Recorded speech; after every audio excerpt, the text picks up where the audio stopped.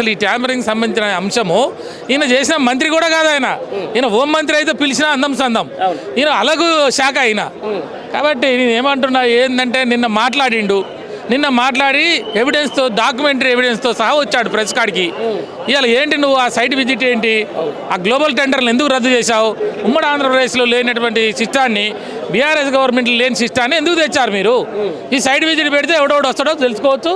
వాళ్ళ దగ్గర వచ్చిన నలుగురిని ఎట్లా మేనేజ్ చేసి ఎవడికో ఒకడికి, నీ బామ్మారిదికో, నీ సడ్డకునికో, లేదా నీ తమ్ముడికో, నీ అన్నకో, మీరందరూ కలిసి కూడబలుక్కొని ఓ ముఖ్యమంత్రి ఏమో బామ్మారిదికి, ఒక ఎమ్మెల్యే ఏమో తమ్ముడికి, ఇంకొక మంత్రి ఏమో అన్నం అనుచరుడికి మీరందరూ ప్రయత్నాలు చేస్తూ ఉన్నారు. సంవత్సరానికి 1600 కోట్ల రూపాయల ఇన్కమ్ అది. నైని అనేది మామూలుది కాదు అది. దానికి 1600 కోట్ల రూపాయలు సంవత్సరానికి ఎట్లా నలుగురు కలిసి పంచుకోవాలి, తలా 400 రావాలి. కానీ వీడు ఒకటి ఎక్కువ ఒకటి తక్కువ పంచాయతీది.